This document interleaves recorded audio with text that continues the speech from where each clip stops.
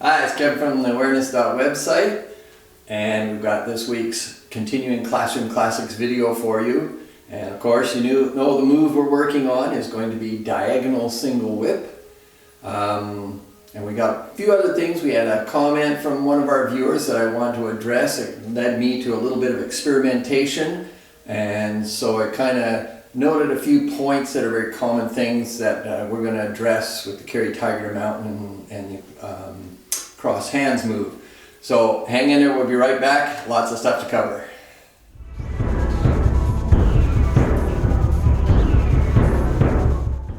So I just want to mention to you guys, happy Easter. It's Easter weekend coming up here, and these aren't bunnies. This is the closest thing we can find to bunnies, but happy Easter anyway. Okay, let's get into the move, diagonal single whip.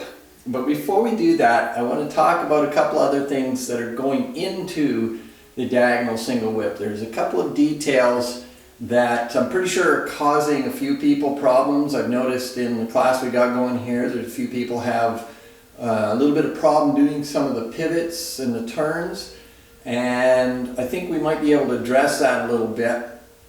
One comment we got, and it turned out to be a little bit of a misunderstanding. They were talking about a different part of the move that I was thinking they were talking about, but I was experimenting with what I thought they were saying, which led me to discover a couple of little things, or at least clarify a few things. And turns out they were talking about coming up into cross hands. I thought they were talking about the turn going into carry tiger mountain. So we'll start with that, and then we'll go into a couple of other things, and then we'll get into diagonal single whip. Now, what I thought that they were talking about was doing the pivot, and what I ended up experimenting with is turning the left foot in from the crossed hands. You come up, step in, and then pivot on the heel and open the arms, and as you do that, the left foot pivots in. Now, what I thought this viewer was saying was that they were saying on the video that I was telling them to pick up the left foot and turn it, and then step out to the corner. Now, I know some people have a lot of trouble getting that pivot, and there's a couple reasons why you can have trouble with that, and also to the pivot going into diagonal single whip. Picking up the foot and turning it can be a bit of an alternative if you can't get the pivot. Typically though, what happens is people will start to turn before they pivot, and the body leans over and shifts over to the right foot, which makes it very hard to get that pivot. So when you're doing these pivots, what you want to do is have a straight leg and have the balance in that foot, so that, and one of the visuals that I used to use is it's like you've got your heel on a cigarette butt and you grind that cigarette butt into the floor. So you're expressing from that leg and opening. And that, as you turn, that foot pivots with you. So you don't take the weight out of it, you actually drive that heel into the floor and spiral up out of it, so that then you can spiral back down into the leg, step, and turn out. Soon as you lean, you've lost that connection with that turn. The leg and the body turning is very difficult. The hips are out of position. Now, as an alternative, if you have hip problems or something, it may be easy to just pick up this foot and turn it, although it can cause you to twist the joints a little bit if you're not careful, so be very careful if you're going to do that. The problem with doing something like that is when you take that weight out of that foot and move it, you lose the connection with that turn. So the move then becomes sort of disjointed, but it gets the foot in position. So perhaps as a temporary measure to get the feel of where that foot needs to be so that you can step out to the 45, I'd say fine, go ahead to do it, just be a little cautious, make sure you're not twisting the knees or anything. But eventually you want to be able to be upright and turning to pivot. So it's almost a spiraling up and then relaxing down once the foot's in place. But it turns out that was not the thing that the viewer was commenting about. What this viewer was saying was coming into the crossed hands is coming in, picking up and stepping in with this foot so that you can pivot and turn.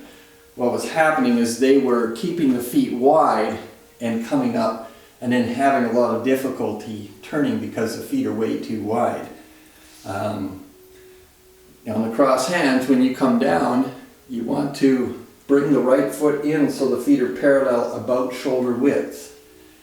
Now, depending on your strength, how soon you step in is the key. If you've got good strength and balance, you step in at the top, and that's the cue to open.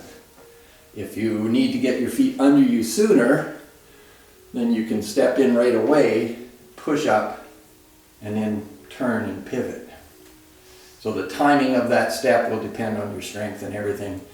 But yes, when you come up to the crossed hands, your feet should be pretty much in the same position, same width stance as in the opening of Tai Chi. So just your beginning stance. So if you're too wide, you adjust it. Sometimes when people do the cross hands, their feet are too narrow. So you might have to actually step out to get the position. But that just accommodates the hip structure and giving space for the foot to turn in when you pivot.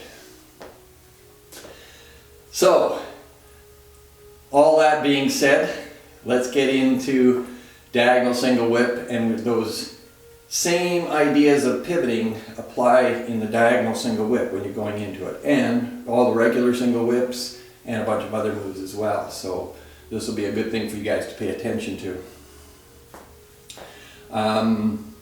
Okay, so Carry Tiger Mountain has the three parts: coming back, wrist push, coming back, two-handed push. And with diagonal single whip, again, the body straightens up, you push from the leg, so you don't start turning right away, because as soon as if you're in this position, weights on the front leg, if you start to turn right away, now you're kind of tipping over, your hips are out of position, and it's going to be really hard to get that foot to pivot.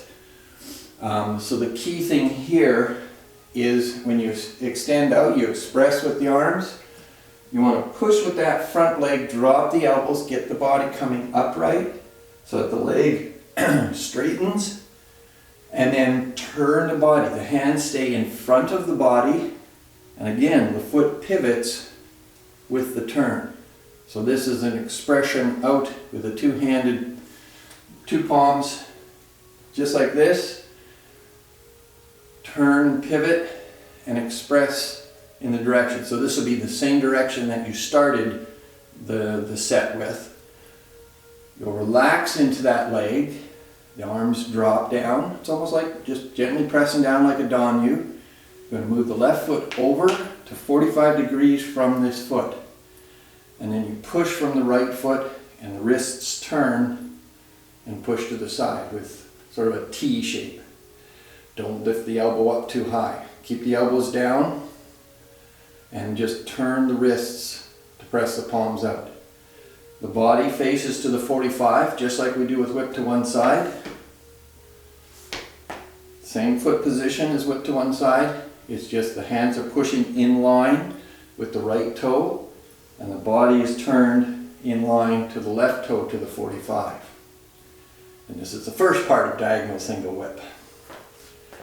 So again, the two-handed push, and in all this, try and pay attention to the turning of the wrists. So when you come back and do the two-handed push, wrist push, the elbows drop.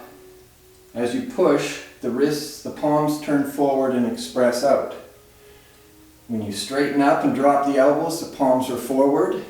Turn, express a little bit, press down, and then when you place the toe, turn the wrists and push up.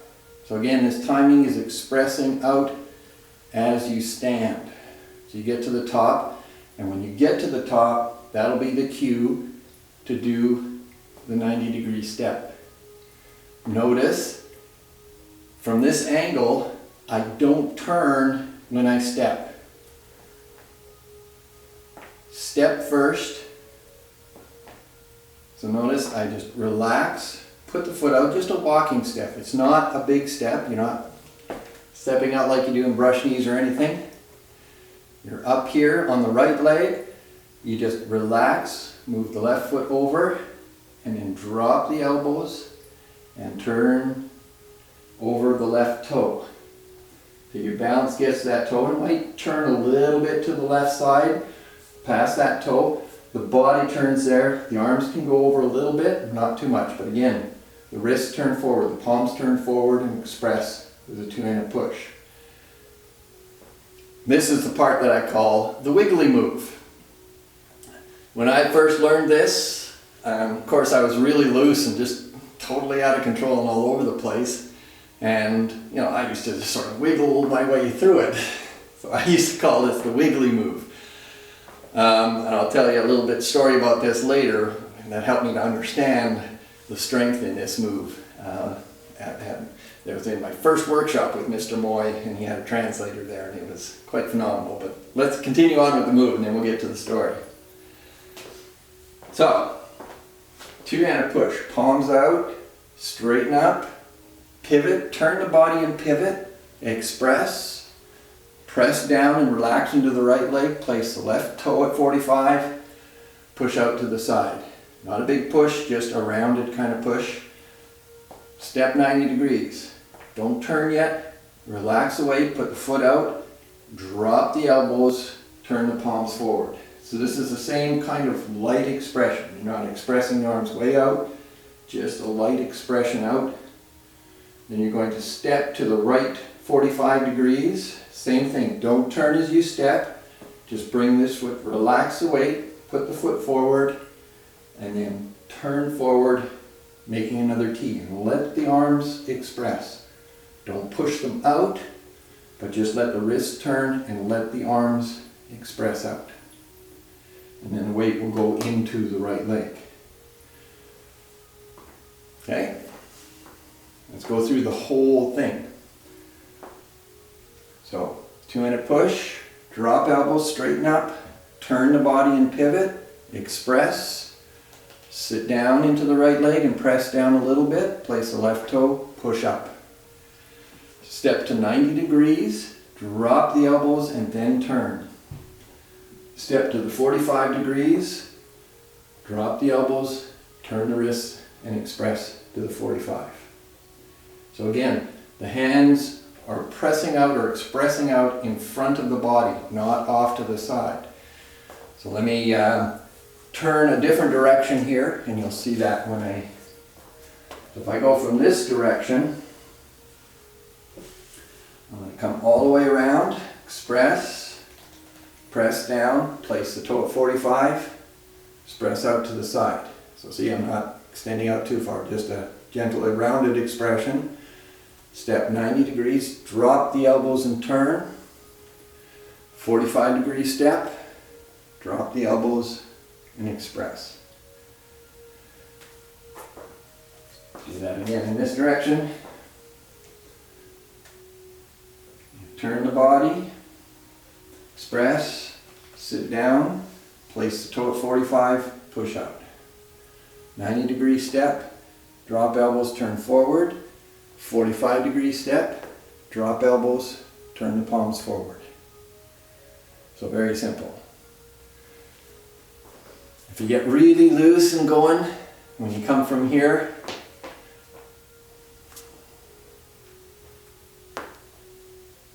just a very gentle move, or it seems very gentle. So it's just step, turn, turn. So the idea is you want to get a flow with those moves, so you need the feet connected and you don't want to stop. So right now you're thinking about it, you're going to stop here, check everything out, okay. Stop here, check everything out, okay, yeah, it's all lined up. Go here, yeah, okay. But eventually as you come around, you want the moves to stay connected. You want the body to keep moving. It's one continuous movement with 108 parts. So as you come around here, relax, place the toe, push up. As soon as you get to the top, step, turn, step, turn. So the legs are constantly engaged in directing the body and driving the turns of the body. So I think that's probably enough. I don't know, can Shelley think of anything else? Just do the follow along that we usually do a couple Follow times. along? Yeah. Okay. Now what I want to do with the follow along is we'll do this move individually, but then I want to go from the apparent close-up, cross hands, carry tiger, and then diagonal single whip a couple times, just to give you guys an idea of the flow through those moves. Okay? So if you were behind me in the set, we are at cross hands here, and we end up turning into this direction for the carry tiger to mountain. So you can follow along with me from this direction first. Okay, you ready? Drop elbows, turn, express out, drop the hands, press down, place the left toe, push up, push to the side. 90-degree step, turn forward, 45-degree step, turn to the 45. Okay, one more time. Two-handed push from the carry tiger to mountain.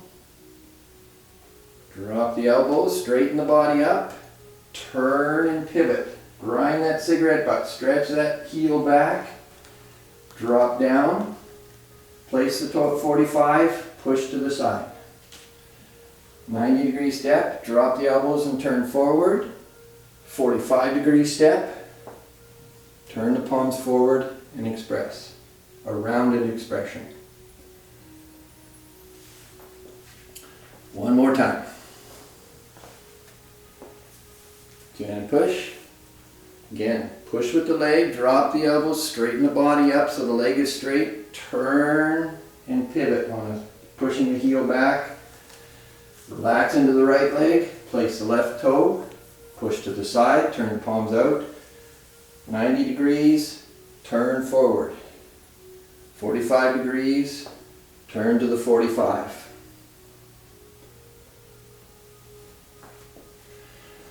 Okay, now if you were beside me in the set, what would be the best way?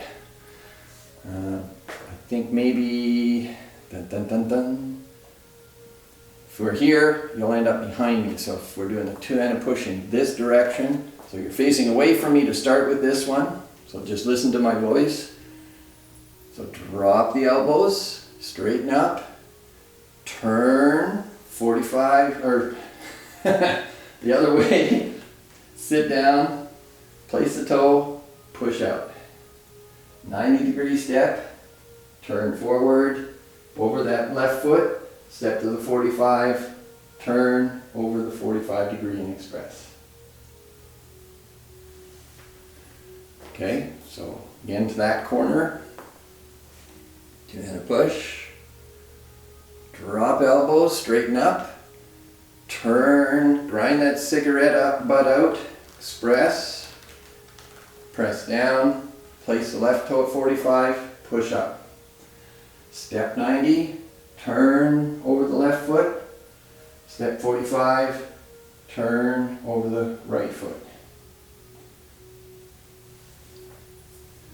Okay, and last time for this one, two-handed push, drop elbows, straighten up, pivot,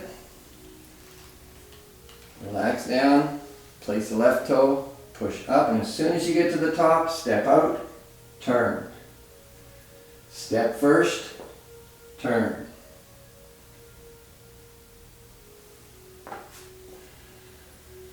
Okay, so let's do it from the, just after the deflect, parry, punch, apparent close-up, two-hand push, and then we'll go from there for the cross hands.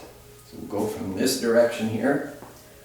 So from chop with fist, deflect, parry, punch, and apparent close-up. So push from the front leg, again, body straightens up, relax down, two-handed push, push up with the left leg, turn the fingertips in, pivot, pivot on the right foot, sit down, cross, come up, step in so your feet are parallel, shoulder width, pivot, body's upright, so you just turn the body and pivot and open the arms. Sit down, step to the right corner, right brush knee. Push from the left or right leg, open up, separate the hands, sit down, push from the back leg, connect the hands in front, two-handed push out. Push from the right leg, drop the elbows, palms forward, push from the left leg, palms turn forward and push out, two-handed push.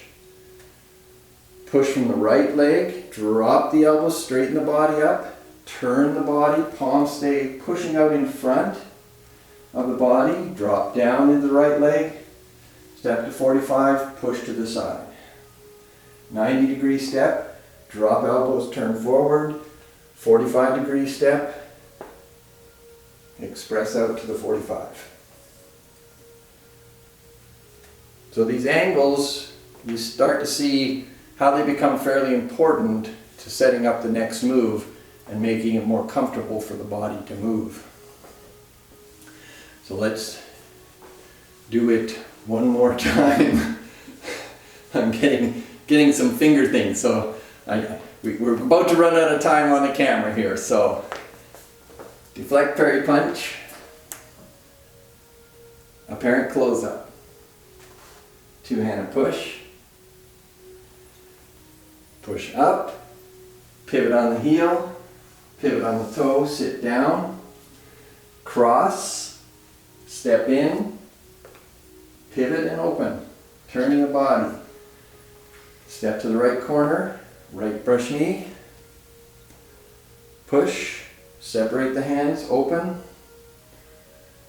hands together, wrist push, drop elbows, come back, palms forward, two-handed push. Drop elbows and straighten up, pivot, turning the body, relax into the right leg, press down, place the left toe at 45, push to the side. Step 90, drop elbows and turn. Step 45, turn to the 45 and express out.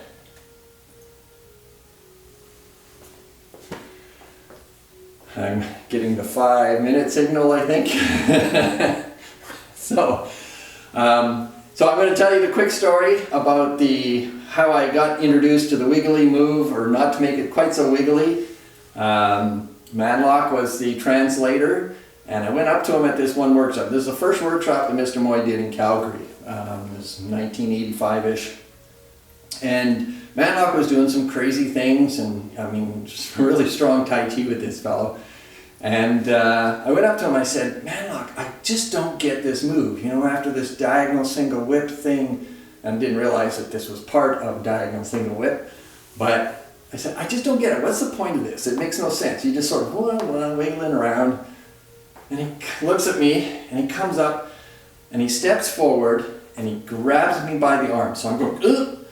And he just goes, boom, and then he steps, and he goes, boom! And I fold in half going one way, and he goes, boom! And I fold in half going the other way, and then he sets me down. And I mean, it's just like he didn't do anything. He just sort of went boom, boom, boom. I said, oh, I get it now. I was like this high off the ground. He just went, shook me this way, and set me down. It is just unbelievable the strength that was in that move.